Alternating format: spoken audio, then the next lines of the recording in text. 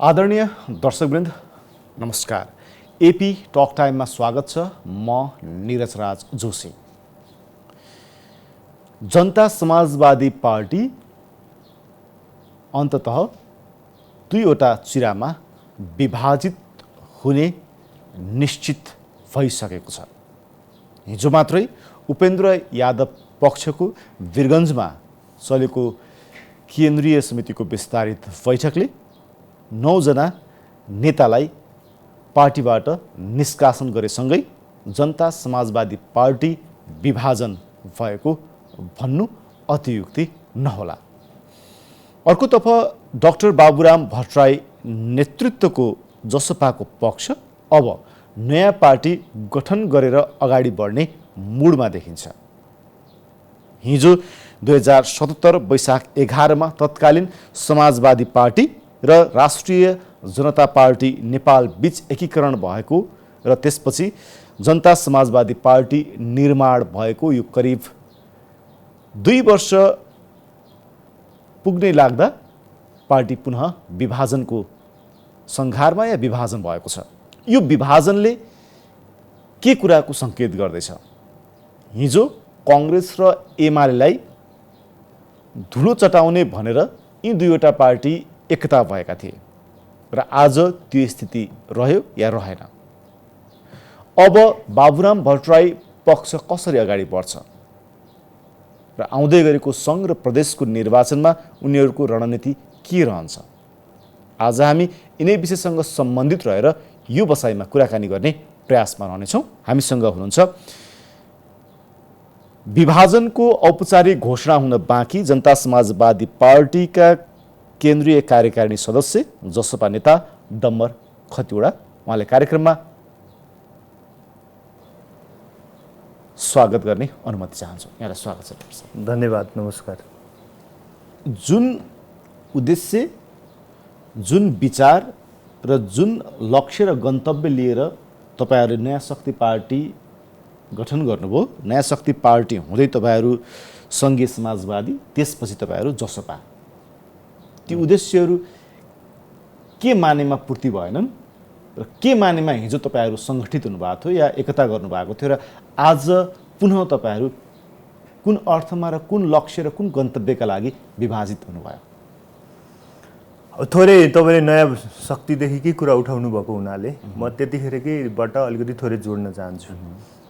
हामीले नयाँ शक्ति पार्टी नेपाल गठन गर्नुको उद्देश्य के थियो भने नेपालको पोलिटिक्समा जुन परम्परागत राजनीतिक शक्तिहरूको हालिमुहाली रह्यो, ती शक्तिहरूबाट देशमा न समावेशिताको, न लोकतन्त्रको सघनीकरण, डिपेनिङ डेमोक्रेसीको, न सुशासनको, न त समृद्धिको, न त आर्थिक विकासको, न त समाजवादको लक्ष्य हासिल भयो। हैन, शब्दमा त यी शब्दहरू लोकप्रिय भए, सबै पार्टीहरूको दस्तावेजमा उल्लेख गरिए, तथापि यो चाहिँ व्यवहारमा, राज्य प्रक्रियामा चाहिँ हामीले प्रत्याभूत गर्न सकेनौँ, ल्याउन सकेनौँ। त्यस हुनाले नेपालमा अलिकति एउटा फरक खालको वैकल्पिक धारको दल चाहिन्छ जसले यी सबै मुद्दाहरूलाई चाहिँ नयाँ तरिकाबाट, नयाँ एप्रोचबाट चाहिँ हल गर्ने प्रयत्न गरोस् भन्ने हिसाबले हामीले नयाँ शक्ति पार्टी खोलेका थियौँ। त्यो गरिरहँदा एउटा हामीले क्याटेगोराइजेसन नै गरेको थियौँ। होइन, मलाई अहिले पनि याद छ कि राजनीतिलाई कसरी वर्गीकरण गर्ने नेपालको भन्दा मुख्य 2 धारमा परम्परावादी दलहरू भनेर सामान्यतः हामीले 3टा पार्टीहरूलाई कांग्रेस, कम्युनिस्ट र राजावादी, हैन, माओवादी त कम्युनिस्टै भयो, भित्रै भयो, राजावादी भनेको राप्रपाहरू। यी 3टाले चाहिँ नेपालको यो आधुनिक नेपाल भनेको हाम्रो करिब 250 वर्षको इतिहास छ नि एकीकरण यताको।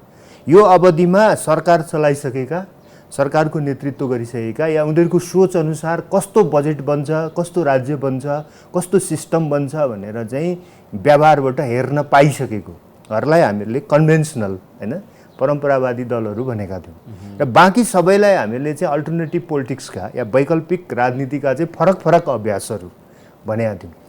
त्यस हुनाले अल्टरनेटिभ पोलिटिक्स कस्तो हुनुपर्छ नेपालको सन्दर्भमा भन्ने बहस त थियो नि त। नयाँ शक्ति पार्टीमा पनि थियो, त्यो विवेकशील साझामा पनि थियो, त्यो बौद्धिक जगतमा पनि थियो, अनि मधेसमा पनि केही दलहरूले चाहिँ कांग्रेस, कम्युनिस्ट, राजावादी भन्दा बाहिर भएर विकल्प दिन खोजिरहेको थिए। यी सबै चिजहरूलाई एक ठाउँमा ल्याएदेखि कि काङ्ग्रेस कम्युनिस्टहरू जत्तिकै एउटा बलियो पार्टी छिट्टै बनाउन सकिन्छ कि भन्ने एउटा लोभ चाहिँ हाम्रो मनमा चाहिँ त्यतिखेर जाग्यो। त्यो लोभले तपाईँहरू एकातिर होइन उपेन्द्र यादवसँग मात्रै होइन, सङ्घीय समाजवादी त्यतिखेरको सङ्घीय समाजवादी फोरम भनिन्थ्यो त्यसलाई, सङ्घीय समाजवादी फोरमसँग मात्रै होइन कि हामीले त के आह्वानै गरेको थियौँ भने काङ्ग्रेस कम्युनिस्ट र राजावादीहरू बाहेक होइन, अथवा यो सफ्ट भाषामा यी पुरातनपन्थी दलहरू बाहेक बाँकी विकल्प चाहिन्छ भन्नेहरू हामी सबै जो छौँ नि सबै एक ठाउँमा हौँ। त्यसले एउटा पावर क्रिएट गर्छ र त्यो पावरभित्र विचार सिद्धान्त दृष्टिकोणको केही समस्या केही गन्जागोल केही समयलाई रहन सक्छ, तर त्यो हल गर्दै जानुपर्छ। पहिला एउटा भाँडो त बनाऊँ होइन, एउटा कम्प्युटर त बनाऊँ अनि त्यसमा सफ्टवेयर हालौँला भन्ने खालको दृष्टिकोणबाट हामीले ती एकताहरू चाहिँ गरेका थियौँ। त्यसैले खालि फोरमसँग मिल्नु मात्रै हाम्रो उद्देश्य हुन्थ्यो त हामीले राजपाला ल्याउने त्यत्रो प्रयत्न गर्ने थिएनौँ नि, त्यसबाहेकका पनि थुप्रै समूहहरूलाई चाहिँ एकतामा ल्यायौँ होइन। तर तपाईँले भने जस्तो दुर्भाग्य के देखियो भने यो एकताको 3 वर्ष यो प्र्याक्टिस हामीले नयाँ शक्तिबाट सङ्घीय समाजवादी फोरम हुँदै अहिले करिब 3 वर्ष हुन्छ भने जसपा भनेको चाहिँ 2 वर्ष हुन्छ, 2 वर्षभन्दा अलि बढी हुन्छ। यो अवधिको अभ्यासबाट के देखियो भने यो मोडेलबाट पनि नेपालमा त्यति सजिलै वैकल्पिक धारको राजनीतिक दल प्रगतिशील लोकतान्त्रिक समावेशी राजनीतिक दल बन्न चाहिँ सम्भव चाहिँ तपाईँहरूको लोभ पूर्ति हुँदैन। हाम्रो पोलिटिकल्ली आकाङ्क्षा जानेरी थियो कि छिटो ठुलो शक्ति बनाउने होइन, त्यो चाहिँ त्यति सहज बाटो चाहिँ होइन रहेछ होइन भन्ने चाहिँ हामीलाई थुप्रै व्यावहारिक कुराहरूबाट। अब यो पोलबाट अलिक पछाडि फर्केर हेर्नुभयो भनेपछि के त्यतिखेर नयाँ शक्तिलाई उपेन्द्र यादवको पार्टीमा विलय गराउनु नै गलत थियो, त्यसपछि जसपामा विलय गराउनु गलत थियो र आज त्यस मानेमा तपाईँहरू फेरि अलग दिनु भएको? हामीले धेरै सोची विचारिकन धेरै छलफल गरिकन आफ्नो शुद्ध नैतिक दायित्व त्यहाँ मिसिने गरी त्यो एकता गरेको, त्यो एकता गर्दाखेरिको वार्ता समितिको एउटा सदस्य म पनि हो। त्यसको अन्तिम ड्राफ्ट बनाउँदा होइन, त्यसको जोइन्ट घोषणापत्र बनाउँदा, त्यसको संयुक्त विधान बनाउँदा आफै त्यसको ड्राफ्टमा काम गरेको मान्छे भएको हुनाले मलाई लाग्दैन म त्यो नैतिक दायित्व पनि लिन्छु र त्यो चाहिँ गलत थियो भन्ने मलाई लाग्दैन होइन। तर के हुन्छ भने संसार त यस्तै छ नि, मान्छेहरूको आकाङ्क्षा अनुसार सबै चिज त भइदिँदैन होइन। एउटा उखान छ नि, आफू ताक्छौँ मुडो बन्चो र ताक्छौ घुँडो भन्ने होइन। अब गर्न खोज्यो एकातिर परिस्थिति अर्कोतिर जान्छ।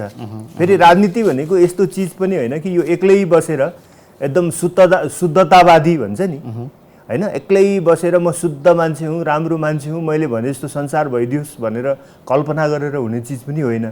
राजनीतिमा त समूहमै हिँड्नुपर्छ, धेरै मान्छेहरूकै बिचबाट हिँड्नुपर्छ, यो किसिमको सामूहिक साधना हो राजनीति भनेको। अब अलिकति त्यसैले त्यहाँ हामीले सोचेको अथवा गर्न चाहेका कतिपय चिजहरू भएनन् होइन, जसले गर्दा एउटा सिस्टमेटिक पार्टी होइन, पूर्णतः समावेशी पार्टी, पूर्णतः लोकतान्त्रिक पार्टी, पूर्णतः प्रगतिशील पार्टी, पूर्णतः सुशासन र समृद्धिलाई प्रत्याभूत गर्ने पार्टी, पूर्णतः सङ्घवाद भन्छौँ हामी, यो समावेशिता पहिचान अथवा सङ्घीयताको शक्ति निक्षेपीकरण जस्ता मुद्दाहरूलाई चाहिँ न्याय गर्न सक्ने पार्टी हामीले बनाउन सकेनौँ। अब के तपाईँहरू फेरि नयाँ पार्टी गठन गर्नुहुन्छ कि अब यो यत्तिकै विलय हुन्छ? मलाई लाग्छ अन्तिम निष्कर्षमा त हामी पुगेको छैनौँ होइन। अस्ति अब हाम्रो 2तिर बैठक भयो, यहाँलाई थाहा छ, 28 र 29 गते काठमाडौँमा एउटा बैठक भयो, 29 र 30 गते उपेन्द्रजीहरूले वीरगन्जमा गर्नुभयो। त्यो गरिसकेपछि हाम्रो बाटो छुट्टियो भन्ने त लगभग अब प्रष्ट भइहाल्यो, त्यसमा लुकाउनु पर्ने कुरा केही पनि रहेन। अब यसलाई जे भने पनि भयो, विभाजन भने पनि भयो, आफ्नो आफ्नो बाटो छुट्टिएको पनि भने पनि भयो।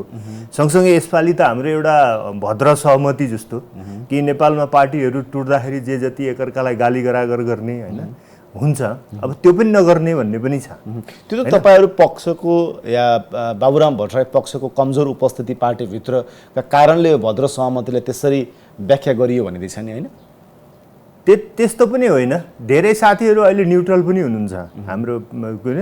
वीरगन्ज बैठकमा पनि नगएको, काठमाडौँ बैठकमा पनि नगएको पनि थुप्रै साथीहरू हुनुहुन्छ दुवैतिर गएको पनि केही साथीहरू हुनुहुन्छ हैन भनेपछि एउटा विभाजनको बहसको एउटा रोचक त्यो त दोगला चरित्रका मान्छेहरू भइहाल्यो नि त्यो त संक्रमणबाट गुज्र हैन त्यसरी पनि म भन्दिनँ किन क्लारिटी नआउन्जेल त मान्छेले बुझ्न खोज्छ नि त के हो दुवैतिरको कुरा बुझ्न खोज्छ नि त सब अब आफ्नो आफ्नो बाटो पक्रेर हिँडिसकेपछि नै त्यो प्रष्ट हुन्छ त्यसैले अब हामीले आफ्नो बाटो पक्रिसक्यौँ पकडछौँ त्यो भनेको नेपालको अल्टरनेटिभ पोलिटिक्सलाई नयाँ ढङ्गबाट पुनर्गठन गर्नु नै हो के तपाईहरू पछिल्लो समयमा स्वतन्त्र उम्मेदवारहरूले स्थानीय तहमा केही ठाउँमा जित हासिल गर्दै गर्दा या स्वतन्त्र पार्टी गठन भइरहेको स्थिति पछिल्लो समयमा देखिएको छ अब होइन त्यसरी होइन यिनीहरूसँग मिसमास हुनुपर्छ भन्ने अब अर्को लोभ हो कि तपाईँहरूमा त्यो होइन त्यो पिटिकै छैन हाम्रो बोझाइ के हो भने संसारमा लोकतन्त्र र दलीय प्रणाली एकअर्कासँग अभिन्न रूपमा जोडिएको हुन्छ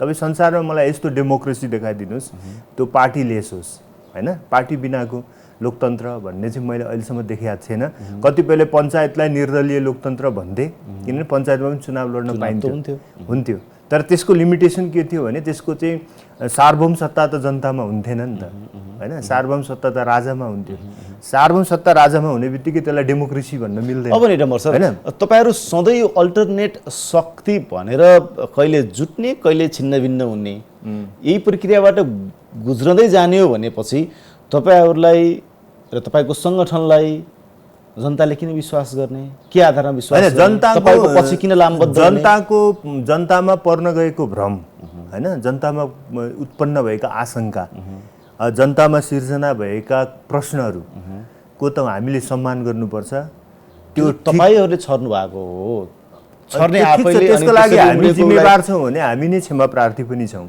हैन जसले गल्ती गर्छ जसले जुन कर्म गर्छ त्यसको कर्मको फल त उसैले भोग्नुपर्छ सायद हाम्रो बाटो जिगज्याग भयो हैन उबरखाबडपूर्ण भयो कष्टपूर्ण पनि भयो हैन भने यसको सजाय पनि हामी भोगिरहेछौँ नि हैन त्यसैले जनताहरूसँग हाम्रो आग्रह के हुन्छ भने हाम्रो नियत गलत थिएन हामीले एउटा पवित्र उद्देश्यले यो अभियान सुरु गरेका थियौँ तर यात्रा गन्तव्य ठिक थियो तर यात्रा चाहिँ निकै कष्टसाध्य भयो अब नि जस्तै तपाईहरू पक्षको नेतृत्व गरिरहनुभएका डाक्टर बाबुराम भट्टराईलाई पछिल्लो समयमा बुझ्नेहरूले पछिल्लो समयमा लेख्नेहरूले पछिल्लो समयमा विश्लेषण गर्नेहरूले उहाँमा अस्थिरता देखियो भनिन्छ अब यो अस्थिरताको प्राय बनिरहेका डाक्टर बाबुराम भट्टराईको नेतृत्वमा तपाईहरू नयाँ शक्ति गठन गर्छु भनेर या एउटा वैकल्पिक राजनीतिक दल बनाउँछौँ भन्नु कतिको उपयुक्त छ यस विषयमा नेपालमा गर्नुपर्ने अवस्थामा हो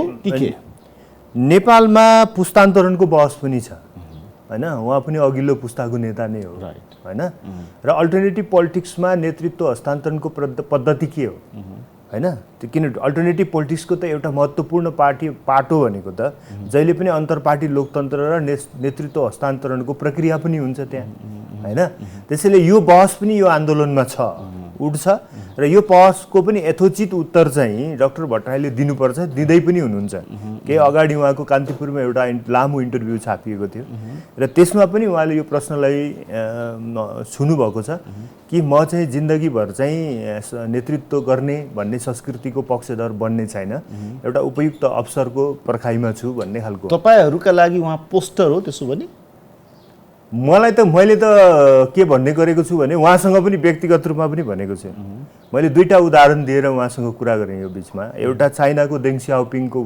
कुरा गरेँ देङ स्याओपिङ जब 78 मा हैन 1978 मा चाइनाको कम्युनिस्ट पार्टीमा पुनर्स्थापित भए त्यसपछि उनले कुनै पनि महत्त्वपूर्ण पदहरू लिएनन् हैन उनले चिनिया कम्युनिस्ट पार्टीको अध्यक्ष वा महासचिव पनि भएनन् प्रधानमन्त्री पनि भएनन् देशको राष्ट्रपति पनि भएनन् तर तपाईँ अहिले फर्केर चीनको इतिहास हेर्नुभयो भने सबैले के भन्छन् भने यो देङको युग हो हैन चीनको पोलिटिक्समा 1949 यताको राजनीतिमा माओको युग थियो एउटा त्यसपछि देङको युग हो र अहिले सी जिनपिङको युग छ भनेर मान्छेले भन्छन् नि त भने ठुला ठुला पदहरू नलिकन पनि शक्ति हासिल नगरिकन पनि मान्छेले एउटा युगको नेतृत्व गर्ने युग निर्माण गर्न सक्दो रहेछ अर्को उदाहरण मैले इन्डियाको नरेन्द्र मोदीको उहाँलाई भने हैन नरेन्द्र मोदी कहिले पनि भाजपाको अध्यक्ष त भएका छैन हैन तर के नरेन्द्र मोदीको भूमिका सन् 2014 यताको इन्डियन राजनीतिमा चाहिँ कुनै पार्टीको अध्यक्षको भन्दा कम छ त होइन छैन नि त।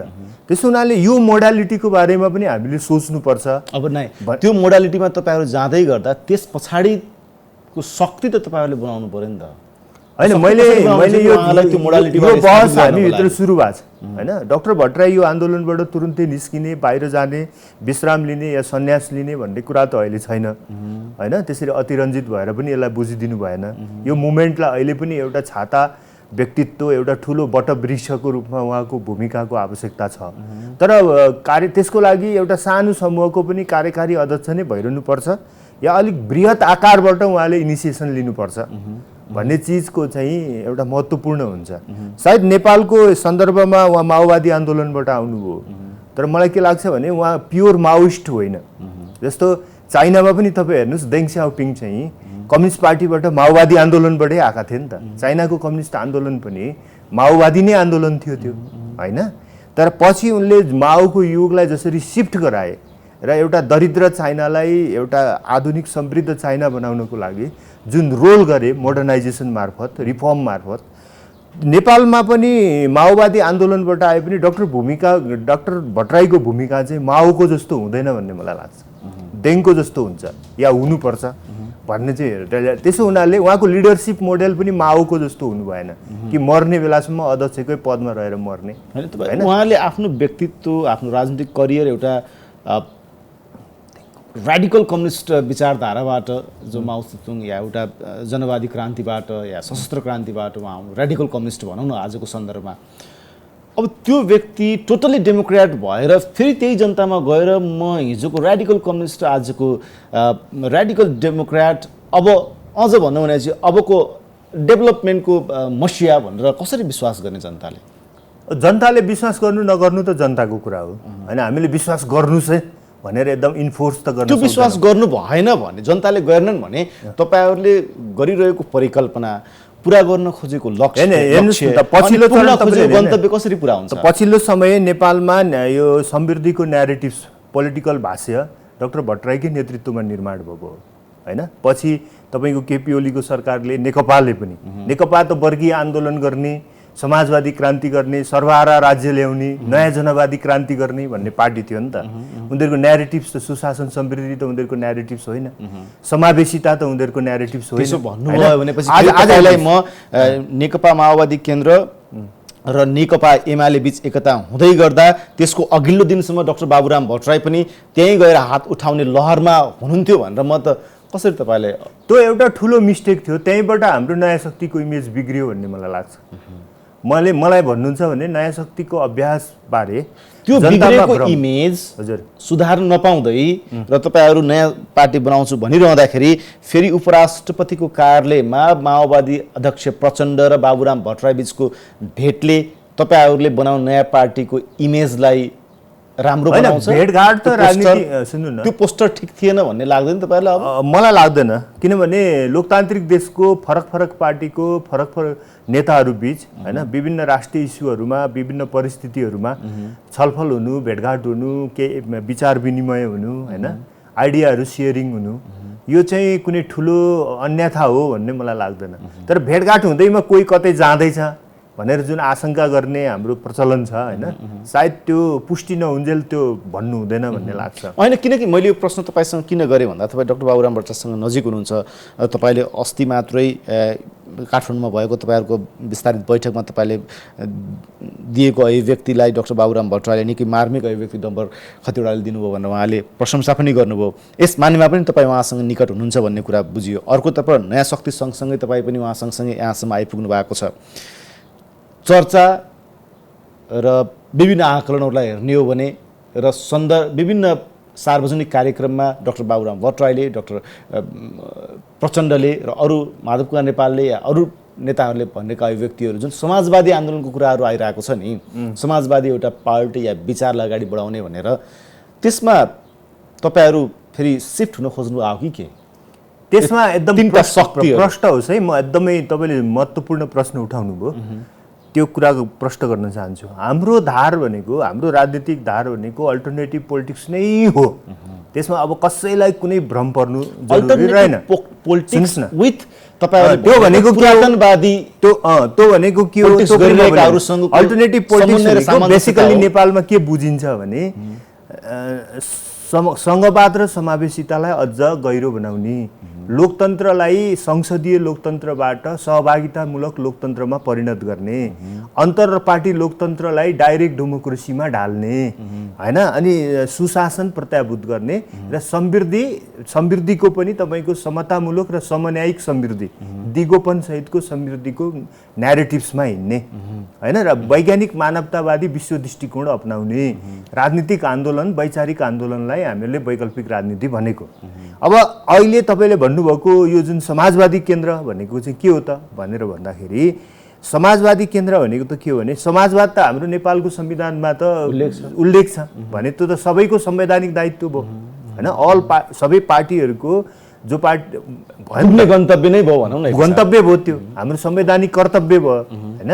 तर समाजवाद भनेको त कुनै फङ्सन होइन नि, यो ध्यान दिनुपर्छ। समाजवाद भनेको त हामीले एउटा यस्तो सिचुएसन निर्माण गर्नु पर्यो, त्यहाँ सुशासन हुनु पर्यो, शिक्षा स्वास्थ्य निशुल्क हुनु पर्यो, जनताहरू खुसी हुनु पर्यो, सबैलाई रोजगार हुनु पर्यो, निश्चित प्रकारको औसत आय सबैको हुनु पर्यो, सामाजिक न्याय हुनु पर्यो, समावेशिता हुनु पर्यो। यी सबै चिज भइसकेको समाजलाई समाजवाद भन्ने हो। सरल हिसाबले बोल्ने हो भनेपछि के स्क्यान्डिनेभियन कन्ट्रीहरू युरोप समाजवाद बनाउने चिज होइन क्या। देश बनाइसकेपछि एउटा जुन आदर्श अवस्था सिर्जना हुन्छ त्यसको नाम चाहिँ समाजवाद हो।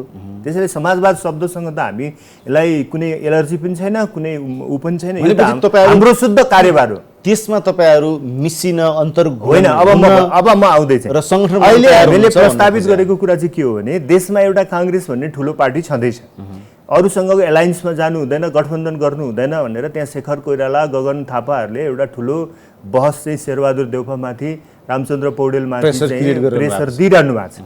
अर्कोतिर एमाले भन्ने पार्टी छ जो यतिका यो संसद असंवैधानिक संसद विघटनको आरोपका बावजुद हैन, तपाईको के भन्दाखेरि झन्डै 2/3 बहुमत पतन गराएर अहिले सबै सरकारहरूबाट निष्कासन भएका बावजुद आफूलाई लोकप्रिय मतमा सबैभन्दा ठुलो पार्टी हौ भनेर दाबी गरिरहेको एमाले छ भने यिनीहरूलाई छोड्दिउँ हैन, यिनीहरूलाई छोड्दिउँ र बाँकी हामी सबै छौँ जति रहन्छौँ। यस्तो बाँकी भनेपछि के प्रचण्ड, माधव नेपाल, उपेन्द्रजी पनि, उपेन्द्रजी, लोसपा, ठाकुर, यता माधव नेपालजीहरू मिलेर एउटा सोशलिस्ट फ्रन्ट भन्ने चाहिँ चुनावी मोर्चा बनाऊँ, जोसँग तपाईहरु अलग हुनुभयो अहिले भर्खरै, जोसँग फेरि तपाईहरु एक त्यो मोर्चामा हामी सँगै बस्न राजी छौँ हैन। पार्टी पो फरक भयो त, मोर्चामा सँगै बस्न त के फरक पर्यो र हैन र। अनि त्यो मोर्चा बनाऊँ, त्यो चाहिँ तेस्रो चुनावी मोर्चा हुन्छ। त्यहाँ पार्टीहरू एलायन्स हुँदैन, पार्टीहरू मर्ज गर्नु पर्दैन। पार्टी एउटा तपाईलाई भन्छु, हाम्रो नेपालमा के छ भने यो प्र्याक्टिसमा आएको छैन, हामीलाई धेरैलाई थाहा छैन, विश्वमा यो अभ्यास भइरहेको चिज हो। इन्डियामा पनि नेपालको हाम्रो राजनीतिक दल सम्बन्धी ऐन 2072 भन्ने हाम्रो कानुन छ, 72 कि 73 अहिले पनि ठ्याक्कै बिर्सेँ, सायद 72 हो। त्यसमा एउटा प्रावधान छ क्या, धेरैवटा दलहरू मिलेर एउटा चुनावी फ्रन्ट बनाउन सक्छन्, एउटै चुनाव चिन्ह पनि लिन सक्छन्। तिनीहरूका उम्मेदवारहरू के हुन् भन्ने कुरा एउटा भिन्नै स्टेटमेन्ट गरेर निर्वाचन आयोगलाई दिनुपर्छ। तर ती एउटै चिन्हबाट जिते पनि फरक फरक पार्टीका प्रतिनिधि मानिन सक्छन् भन्ने हाम्रो राजनीतिक दलमै यो व्यवस्था छ। राजनीतिक दल सम्बन्धी व्यवस्था 2074 सम्भवतः हैन, यसमा छ। यो व्यवस्था अनुरूप कांग्रेस र एमालेलाई छोडेर हैन, हामी धेरै दलहरू एक ठाउँमा आएर आउने मङ्सिरको चुनावमा एउटा त्यो मोडेलको सोशलिस्ट फ्रन्ट भन्ने एउटा चाहिँ चुनावी मोर्चा बनाउन सक्छौँ भन्ने हाम्रो प्रस्ताव हो। अब मेरो जिज्ञासा यहाँनिर के हुन्छ, तर हामी पार्टी मर्ज गर्ने होइन। त्यो प्रस्ताव संसदीय चुनावमा आफूलाई प्रभावकारी रूपमा र आफ्ना सिटहरू सुरक्षित गर्नका लागि हुन् भनेर भन्यो भनेपछि त्यो त हेर्नु संसदीय लोकतन्त्रको चरित्र नै त शब्द प्रयोग गर्न लोभ, त्यो लोभ खातिर यस किसिमको गठबन्धन।